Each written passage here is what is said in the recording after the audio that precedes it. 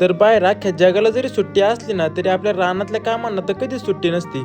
तर मित्रांनो, आता विषय असा झालता की आपली वावर बरेच दिवस झाले नांगरून पडली होती। मग आज रविवार सुट्टीचा दिवस म्हणून पप्पा सकाळ सकाळ ट्रॅक्टर घेऊन रानात आले होते आणि आज आपल्याला ते नांगरलेलं वावर रोटरायचं होतं। आणि तीच काळी चिमणी का रे जिच्या मागे जब्या पळत होता। आता या काळ्या चिमणीच्या राखेत किती पावर आहे तुम्हाला तर कळलंच असन, पण आता नेमका विषय असा होता की आपल्याला बसत होतं ट्रॅक्टरवर, पण त्या रोटरचा इतका फुफटा होता ना की त्याच्यामुळे आपल्या तोंडाचा पार वाटूळच झाला असतं। मग ट्रॅक्टरवर बसायचा प्लॅन कॅन्सल केला आणि वरतीच असलेल्या लिंबाच्या झाडाखाली सावलीला येऊन बसलो। तर या झाडाच्या सावलीला जरा वेळ बसलोच होतो तेवढ्यात आपल्याला नवीन काम लागलं आणि ते कोणतं तर रानातलं मोठ्या मोठ्या दगड गोळा करायचं। तर आपण आता ज्या रानात आहे ना त्या रानात सीताफळाची झाडं होती आणि ती काढल्यामुळे सगळे दगड वरती आले आणि या दगडांमुळे त्या रोटरचा खेळ खाल्लाच नाही म्हणून ते पहिल्यांदा येचून घेतलं। तेव्हा कुठं आपलं सगळं वावर रोटरून झालं। आता रोटरून झालं मला वाटलं आपलं काम संपलं असन, पण कशाचं काय आता कुठं आपलं काम सुरू झालं होतं। तर मी कॉलेजला असताना खताच्या गोण्या कवा इथं आणून टाकल्या ते मलाच माहित नव्हतं। आता त्या रोटरलेल्या रानात आपल्याला हे खत पांगवायचं होतं, मग त्याच्यासाठी या गोण्यांचा असा सेटअप लावून घेतला। तर हे खत कसं पांगवतात आपल्याला याची कधी आयडियाच नव्हती, त्याच्यामुळे कामाचा बिघोड नाही व्हावा म्हणून पप्पांची मला घरी पाठवत होती। पण आपल्यालाच काय झालं, आपण एका